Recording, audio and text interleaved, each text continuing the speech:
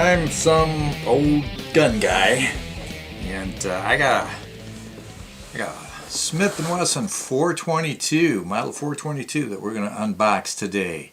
What's unique, this is something you don't get to do every day, is unbox a product made in 1987. Check this out. 1987 model 422 includes free ammo, that would be 22 long rifle, free gun oil, free targets, free cleaning accessories. Wow, what a package, huh? So check this out. There we go. There's our model 422. There's our gun oil and our 22 long rifle, our cleaning accessories, a 10 round magazine, and of course the 422 itself. Where's the targets? Well, let's look. I believe the targets are underneath. Yep, there's the targets. Right there. We got targets. So everything you need right here.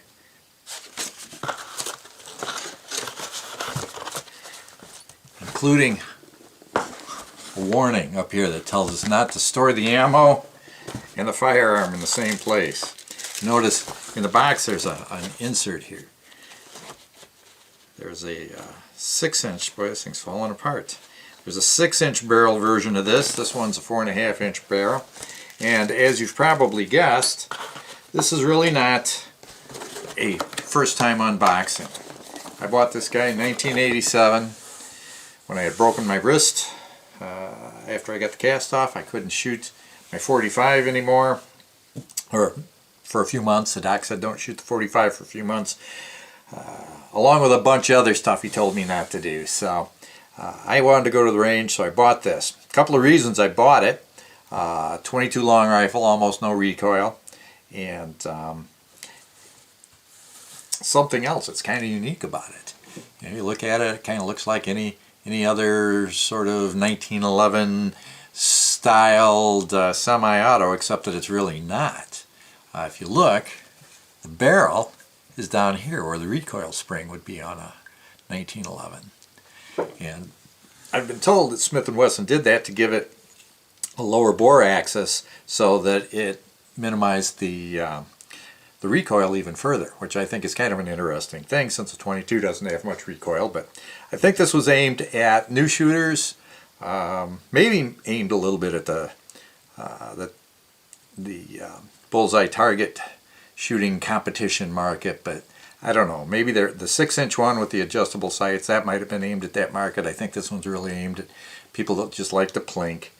And so when you pull a slide back, because the barrel's down here, your recoil spring is up here, pull a slide back, you get sort of that strange looking gap up there. But, you know, I don't care. It's a fun gun. It was made from 1987 through 1996, I believe. I bought this one in 1987. Came with this 10-round magazine. Rumor has it that they had a 12-round magazine that shipped to states without restrictions, but I've never been able to verify that. I've got a couple of spare magazines that I bought over the years. This one's got adjustable sights. They also had a version with fixed sights. I don't think I've ever adjusted these sights. I think right out of the box this one was pretty accurate. Over on this side we've got our safety. Can't work it from this angle. We've got our slide lock there. The magazine release is in the middle of the grip, which is kind of a unique thing. One of the first ambidextrous magazine releases that I ever saw.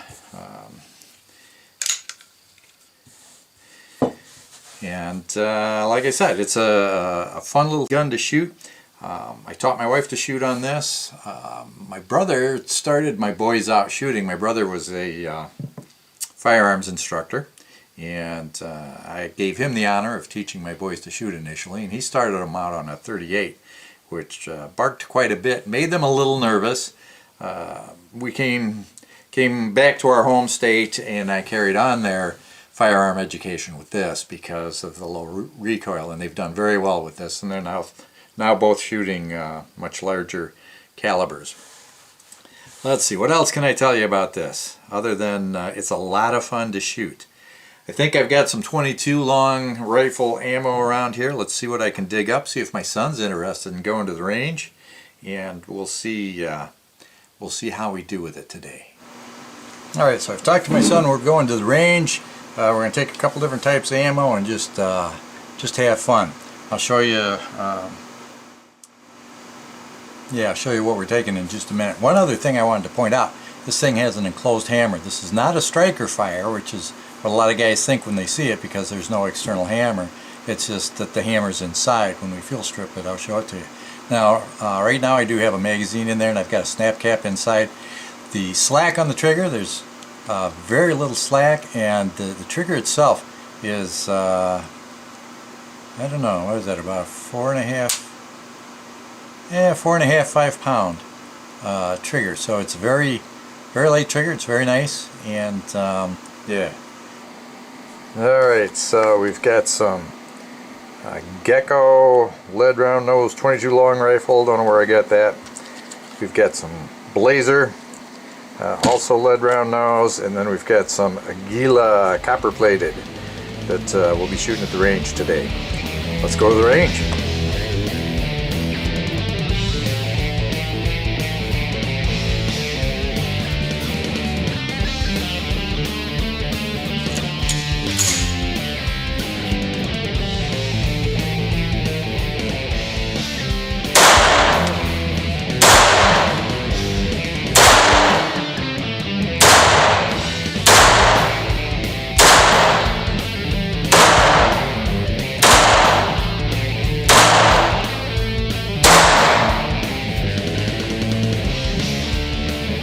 Pretty good.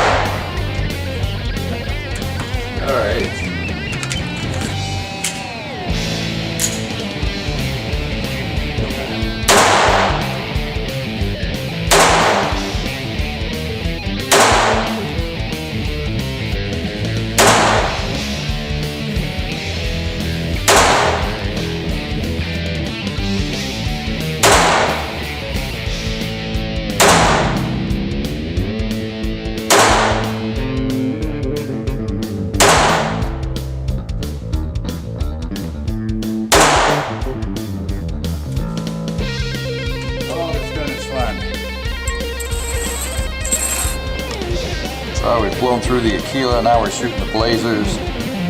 I got some old Thunderbolts, I'm going to burn those off too, get rid of them.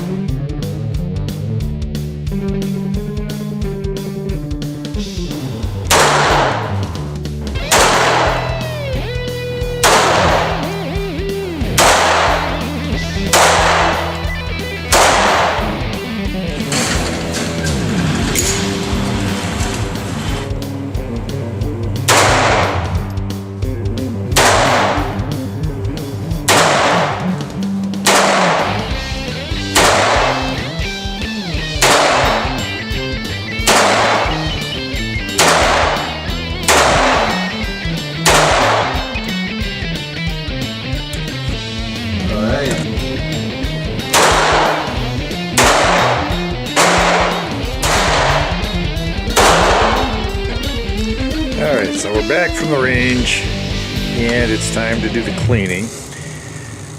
Some people get worked up about the cleaning. I don't mind it so much.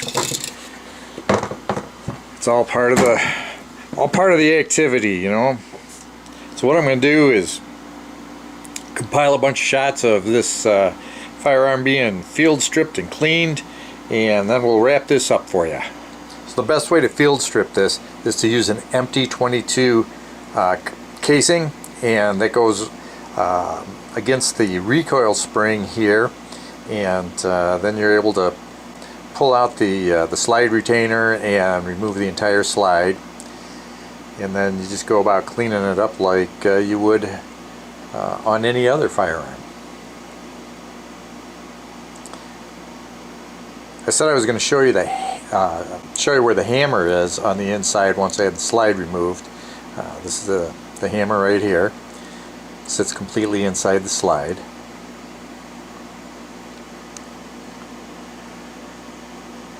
Of course, once everything's cleaned and lubricated, then reassembly is just the reverse of field stripping. Pop the slide on and insert the recoil spring. Use the empty brass cartridge to hold it in place. Slide forward enough that you can get to the slot there on the guide rod where the slide retainer slips in, and you're all done. Sometimes it takes a little wiggling to get everything just right, but not a big deal for a fun little firearm like this. It's worth it in the end. Alright, so that's the Smith Wesson 422. It's a fun little piece. Hope you learned a little bit about the firearm with our little video today. I hope you enjoyed watching us punch holes semi-accurately into paper. I'm some old gun guy. I guess I haven't got anything else to say right now.